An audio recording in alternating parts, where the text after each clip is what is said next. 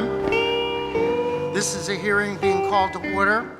This is a public hearing on City Council's Committee on Commerce and Economic Development.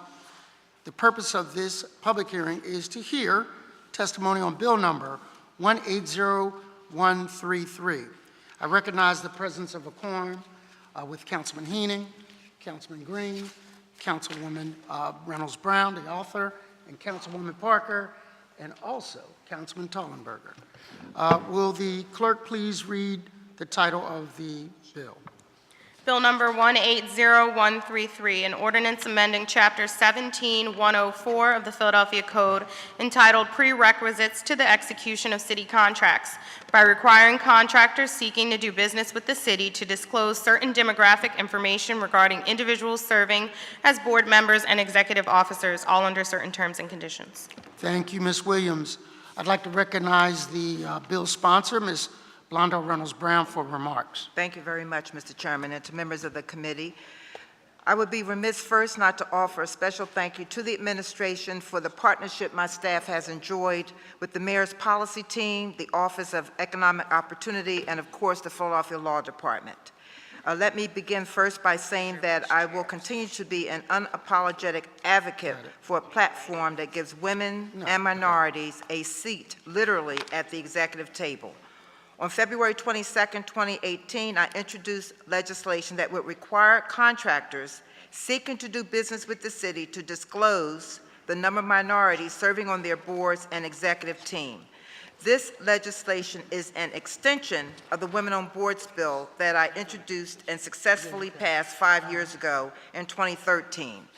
Under this proposed legislation, bid conditions, requests for proposals, and all other specifications for contracts, those seeking to do business with the city must A, disclose the current percentage of minority executive officers in that company, the company's aspirational goals for the inclusion of minorities in executive positions and on the executive and full boards, and the intended efforts by the contractor to achieve those aspirational goals.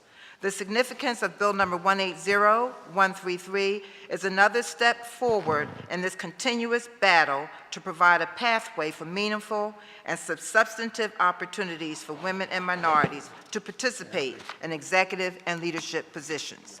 What are the facts? Yes. 65% of Fortune 100 boards have greater than 30% board diversity, compared to Fortune 500 boards where that percentage drops to under 50% of boards. Still today, women of color make up less than 1% of women on corporate boards.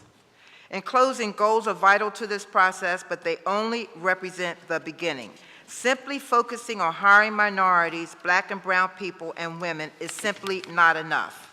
When you take a close look at the definition of diversity and inclusion, you cannot have one without the other. Diversity must be present not only in the workplace, but clearly apparent on the boards of directors and in executive offices. When companies bring women and people of color to the table for major decisions, research tells us that the conversation changes, and research suggests further that companies have better outcomes. Different but equally valuable issues rise to the surface. Bottom line, board diversity must become imperative to businesses and should become an expectation of city government. Thank you again to my staff, Chairman Jones, members of the administration, and those who believe that diversity and inclusion matters. Thank you, Mr. Chairman. Thank you, Councilwoman. You've long been a proponent of breaking glass ceilings and holding all entities, whether public or private, that do business with the city of Philadelphia accountable. So we thank you for your consistency and laser beam focus, to quote you, on this issue. Ms. Williams, are there any other comments from members of the committee?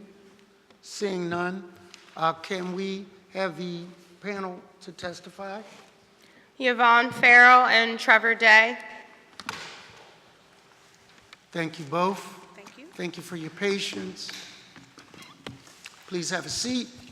State your name for the record, and in any order, begin your testimony. Yvonne Farrell.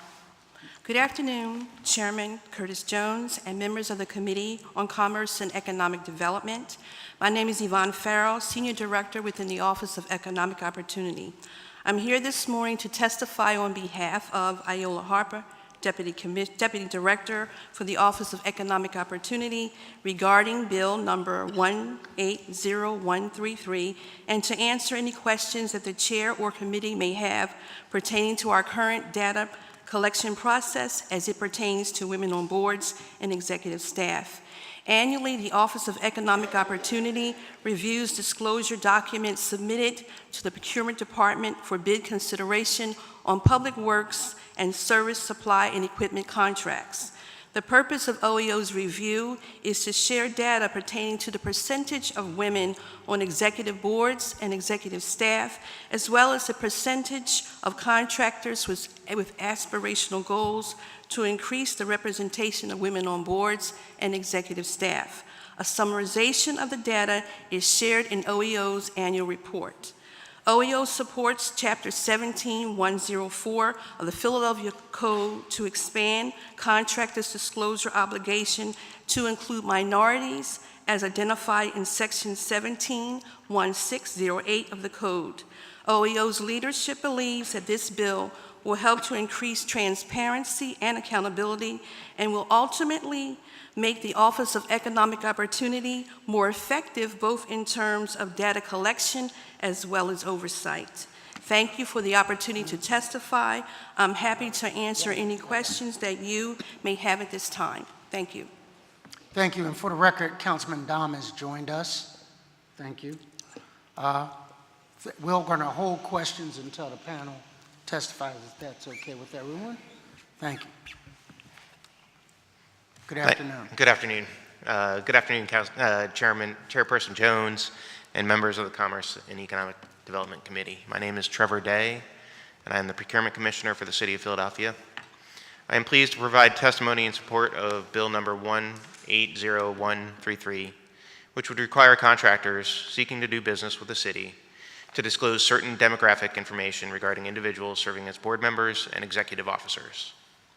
Bill number 180133 will amend the requirements of Section 17104 of the Philadelphia Code to require bidders to disclose the number of women and minorities serving as board members and executive staff.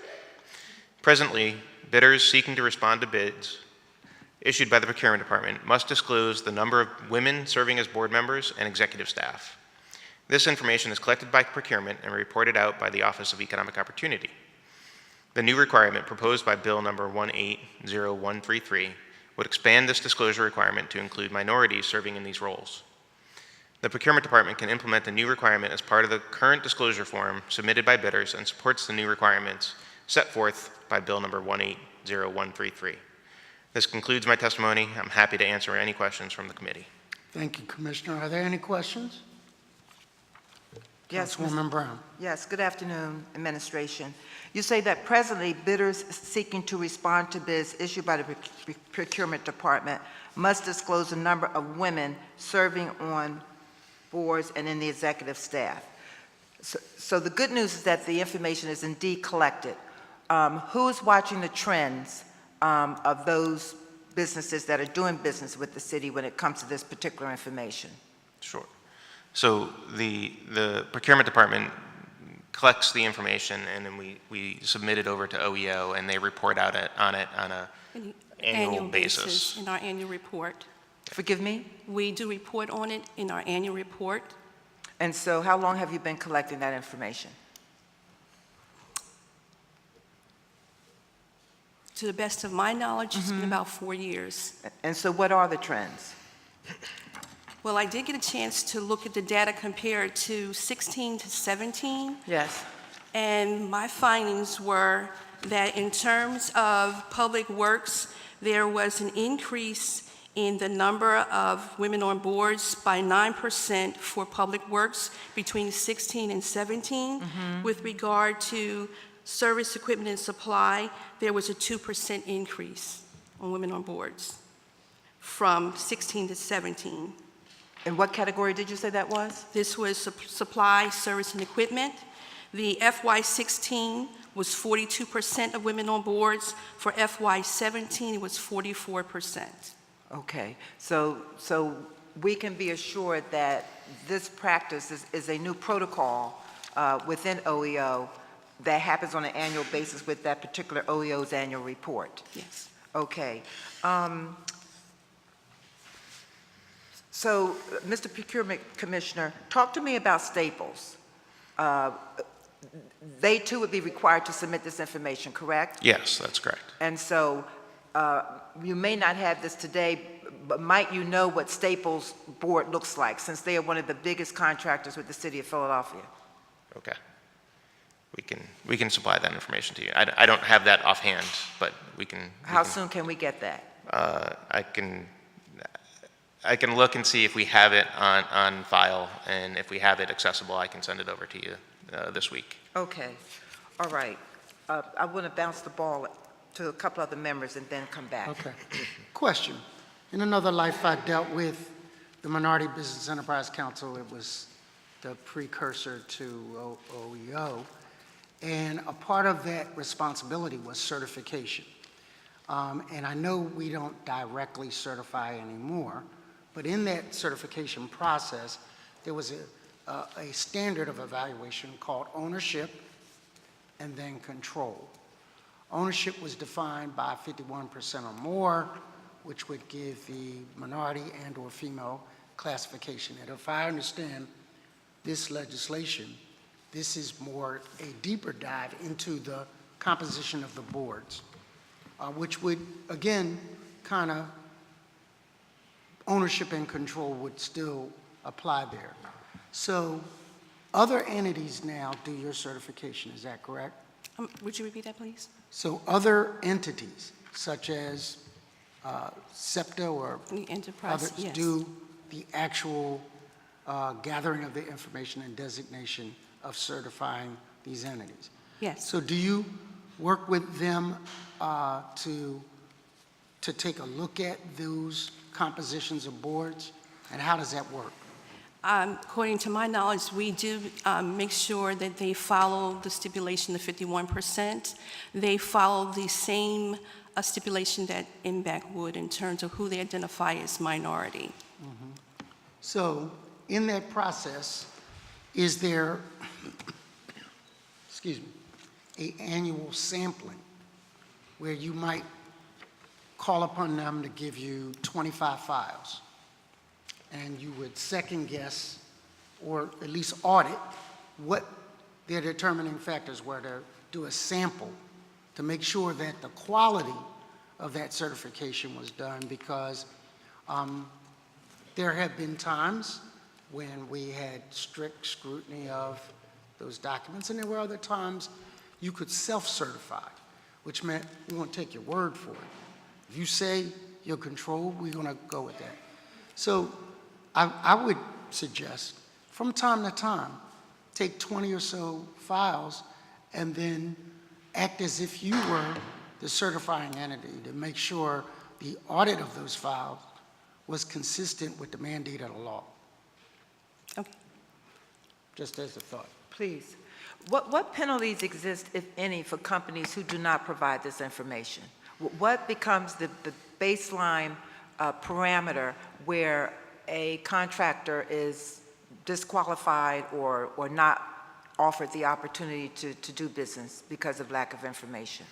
Right. So currently, the way that the legislation is written, there's no sort of ramification for not submitting the form. However, it does impact any opportunity that we put out as best value, or another sort of opportunity where we can take that into consideration.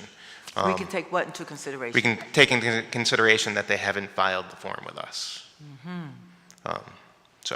So you can take. So have you disqualified anybody over the last year for any reason? Over the last year, for any reason, have we disqualified? Any contractor, sub or prime, for anything, for any reason? Yes, we have. Okay. How many? It's been 3 to my knowledge. There have been people that have withdrawn their responses. So, that's probably in the tens of 20s, but there are a number. What happens so now I'm going to shift the discussion to a term I've learned over the last couple of weeks. Talk to us about cooperative partnering or cooperative processing. Okay, so cooperative contracting is essentially the ability for the City of Philadelphia to use another government agency's contract. So the competitive process has been followed. There's really 4 criteria that we need to meet. One, that there's a competitive process, and it's followed the sort of legislation under that entity's sort of processes. It's been advertised along with that. We have to explain that it's likely to lead to a lower total cost. A lower, Total cost. okay, lower total cost. Yep. A lower total cost for the contractor? For what the city is paying. Okay. Yeah. There is the OEO requirement that it does not impact the OEO goals that are set by the city. And then 4 is really we can't use cooperative contracting for professional services. Okay, all right. So what are the advantages for the city to use that particular tool? If we have a commodity that we're looking to put out for bid, we historically have low competition, and there's another government contract, that's an opportunity for the city to look at a cooperative contract and say, hey, here's an opportunity for us. We've historically gotten 1 bidder or 2 bidders, so we would look at that. What's a disadvantage for subs out there who might want to participate with these major prime big guys? So I think that's, to your point, there are disadvantages, but it's also, we can bring the vendor in and we can talk with them and say, this is our priorities, our goals, and we would like you to, increase your participation or explain to us your participation on your contract. And it's more of a dialogue. So what has been the clawbacks for Staples, who's actually defaulted on deals that they've done with some of the smaller MBE, WBEs in the city? So, I think Staples had a subcontractor that they were using for a number of years, and my understanding is that subcontractor and Staples had a falling out, and Staples has replaced that subcontractor with another certified subcontractor. Another? Certified subcontractor. Okay. So, that's to suggest that procurement does not get in the middle of those type of disagreements to see where the true flaw really lies? Right. So we would get involved in the sense that here's an issue. What's your plan for rectifying that issue? Especially if Staples submitted a document ensuring the city that they were going to use this particular sub to win the bid. Yes. So there are market driven things that happen that we don't know. I don't know what drove this subcontractor and Staples to separate, but it seems like it was a disagreeable relationship on both sides. So it's okay then for a sub or a prime to discontinue a relationship in the middle of a contract with the City of Philadelphia when the City of Philadelphia makes a decision based on the partners in that particular agreement? So if they replace it with another prime or subcontractor that is a certified subcontractor, yes. Then it's satisfied? Yes. Got it, okay.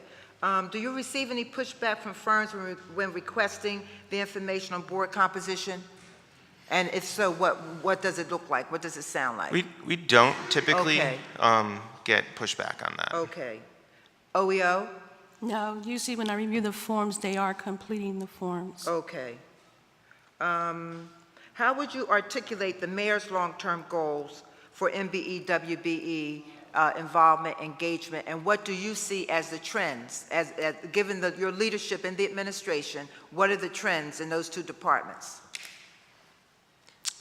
With regard to women on boards, I would say that in terms of their responsiveness in identifying aspirations, they are responsive and the trend is going up. What I would comment on is perhaps when asking for what are those efforts to achieve that aspiration, I think they are not as responsive as they could be. Okay. Are we equipped, is it our role to provide technical assistance towards that end?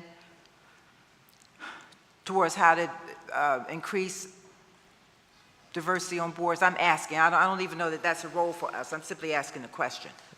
Well, I dare not speak for my director, but I think that is something she would consider, limited assistance as to how to increase, what are some of the strategies to increase participation. All right, then please, Commissioner. No, I was going to say that, I don't think it's necessarily our role, Okay. but we can influence, sort of, and point to, if you have a diverse board, you're asking questions, or you have people who are, on that board that are asking different questions that are going to bring, value back to your company. Okay. So I think it's information that we can provide. Okay. My final question would be to provide to the chair a list of all of those cooperative contracting agreements that the city has in this fiscal year. Sure. For our look-see. Our contracts are all posted, and Oh, okay. I can send that to you this afternoon, but, I can definitely send that to you. Yeah, if you could send that, because Absolutely. in the midst of the Yes. mirage of, Yes, I hear you. appreciate it. Thank you very, very much. Thank you both for your testimony. Thank you, Councilwoman. If I understood the exchange a little bit, I just want to ask a couple of points on that. Are we tending to do bigger requirements contracts for cost savings purposes, like with Staples? I would say we look at commodities that we have low competition on, and if we have low competition, then we may choose to use a cooperative contract for those commodities. Yeah. And so that's where the diversity end of the board allows access to subcontractors or joint venture partners to take advantage, because I'm familiar, is it called a value-added reseller or something like that? Yeah. VAR? Yeah. See, that comes from my procurement days. And it allows companies, smaller companies, to piggyback off the purchasing power of the larger. Yes. And therefore develop supply lines that might serve them in the future. Yes. So the reason why this is valuable is to make sure that component of it is adhered to, thus giving our opportunity to smaller people. Yes. I think I got it. Okay. I'm envious of your days in that role, Councilman, because had I come here with that kind of expertise, we'd be light years down the road. Can you also provide to the chair then, and I quote, commodities with low competition, that list, so that we can see what that looks like? Sure. And I didn't hear you answer the question, and give the answer to the question, how would you articulate the mayor's long-term goals for MBE-WB activity and your role as procurement commissioner? What are the trends as you see them? So I would say that, as procurement commissioner, I have adopted the administration's, focus on, sort of minority and women-owned contracts and subcontractors. We believe that this is important, that, there are opportunities out there We're working hand in hand with OEO. We meet with them every 2 weeks. Is that right? Yeah. And, you know, that is a goal that we're working towards and creating. I mean, I think there's a lot of improvements around contracting that can be done. Okay. And part of that is transparency and making things more available, and also getting out into the you know, sort of neighborhoods. You know, we've gone to several you know, events at the Enterprise Center where, you know, Very good. we attempt really to market the city as best as we can to local and women and minority-owned vendors. So it's still very much a mystery process to far too many women and minority-owned businesses. It is good news to hear that every 2 weeks there is an intentional effort to look at this, Yeah. which is unprecedented as well, so that needs to be acknowledged. So I will look in June at that report to see where we were a year ago with the advent of this new effort by the mayor and where we are, because talk is cheap. Mm-hmm. At the end of the day, folks, you measure you on product and end result. And so the intentional discussion is helpful, but ultimately we're measured by work product. Mm-hmm. So just this, for me, the top 2 barriers you continue to see, Procurement Commissioner, for this type of initiative. So, I mean, I think, you know, Iola will speak about this, but I mean, you know, when we talk about the participation, we talk about the registry, and the registry is, you know, and so there are vendors and there are commodities that, you know, we don't have a lot of vendors registered for. So I think she's working towards a solution of that. Okay. But I think that is very limiting. I'm trying to think of another. You know, and I also think just adoption throughout the city. You know, you know, there are people within departments, within procurement that, you know, have not sort of embraced this goal and this focus. And you know, I'm finding contracts, not often, but I'm finding contracts that have participation. And I'm like, well, did this go over to OEO? And it didn't have, you know, had best and good faith efforts, but I'm finding, no, it didn't. Well, I'm like, well, it needs to. Like, that's part of your responsibility. And so, you know, that does happen. Mm-hmm. And so, you know, really teaching and training people about what their responsibility is in contracting. Well, ultimately, it takes leadership. So we will continue to look to you and Iola to walk on water for us. Thank you very much. Thank you, Councilwoman. Channeling my inner Councilman Dom, do you, from time to time, do price check reviews for requirement contracts that you may have had for consecutive years, and then say, are we still getting value, pricing, quantity, quality-wise? So if we bought salt from the same vendor for 4 years, is there a time where you check the marketplace to say, oh, the Ukraine is offering a sale on salt, maybe we should freshen up this requirement contract and review it? How does that process work for you? Sure. So that's my inner Dom. It really depends on, you know, sort of what the commodity is. You know, if we take salt, for instance, I think we actually have 3 contracts for salt because, you know, guaranteed we will go through a season where there's going to be a limited number of limited supply. And so we need, you know, sort of 3 contracts. And are they all the same price? No. And are the departments going to, you know, use the one that's the cheapest? Yes. But if the cheaper one does not have the supply, they're going to go to the next one. So that, you know, we're constantly working with departments to analyze our contracts and evaluate them. So one of the things that purchasers and people who do procurement and people who do contracting do, they get comfortable with a vendor. Mm-hmm. This vendor fills out the appropriate paperwork in a timely fashion. I don't have to do a lot of work. to monitor them. They know what we need, they deliver on time, and there's a comfort that settles in, and that's right when the time people start jacking up price. So that constant red flag review is something that we would look forward to you doing, and I'll end on that. Councilman Dom? Oh, Councilman, Tollenberg. I'm sorry. I'm going to speak about my inner Council Toldenberg. Okay. And it's really just a comment. This is important. I make a little bit of, humor. We sit here a lot. But I really want to thank you for your testimony. And more importantly, I want to thank Councilmember Reynolds Brown for her leadership on this. This is an important issue because many times, many people make a lot of promises and in the end, ain't nothing there. And I think this is going to bring that to a successful fruition where our people, meaning the citizens of Philadelphia, will benefit by it.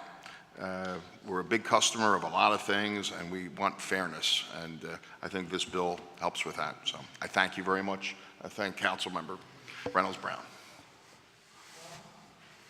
Well, I think we still have a quorum, if it's okay. Are there any other questions for this panel? Seeing none, thank you for your testimony, and particularly your answers. Thank you so much. Thank you. Are there any others to testify on this bill? Seeing none, this concludes the hearing on this bill, and we will now go into our public meeting. So I do not see Councilwoman Parker, who's my vice chair. So could I call on Councilman Green to make a motion on this bill?